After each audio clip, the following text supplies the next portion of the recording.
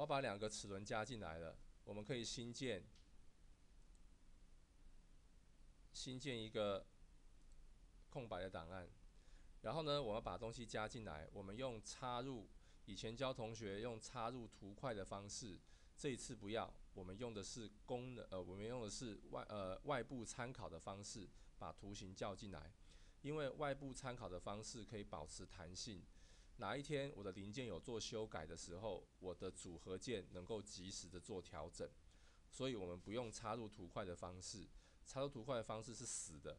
好，怎么说？我做示给你看。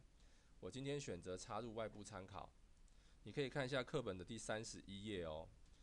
我们直接加进来什么东西？加进来我们的手摇式减速机里面的主动齿轮。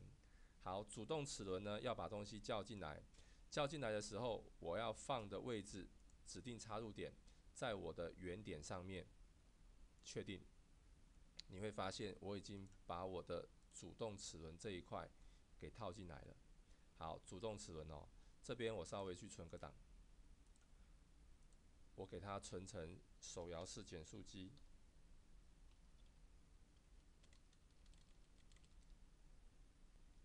好，我存好档了。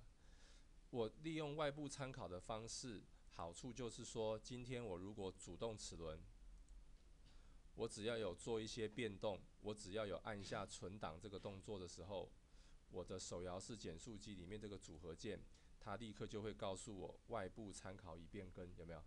我就可以及时的做个更新。如果你是用插入图块的方式，就没有办法。主动齿轮将来有改变，这个地方不会有感觉。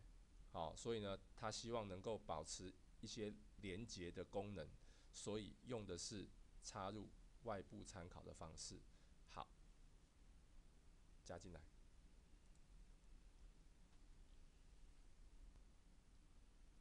来，让同学思考一个问题。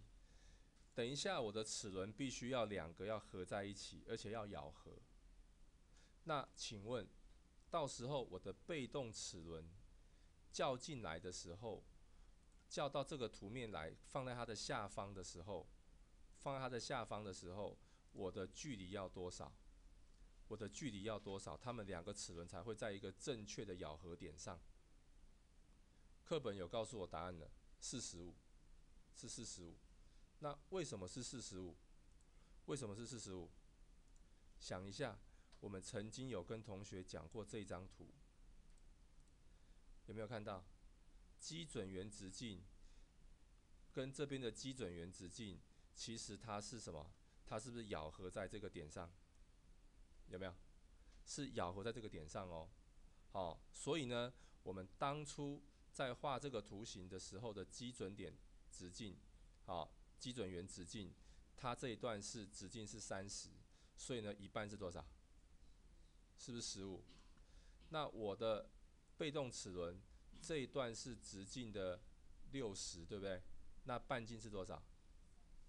半径是30，那30加15是不是45啊？所以它这个地方才会刚好咬在同一个点上。当初这张图也有看到，有没有看到？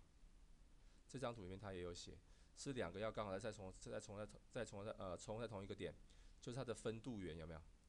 就是它的基准圆，对不对？有没有看到？咬合在这个点上哦。OK， 从这张图里面你也能够看到，是不是它这边翻译的叫做我的我的这个基准圆直径，它是不是也是咬合在同一个点上？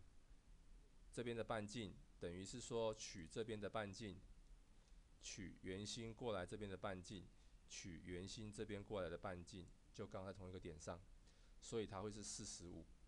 好，是45，是这个原因。你看一下，我到这边来，我再去插入外部参考，我一样把我的被动齿轮叫进来。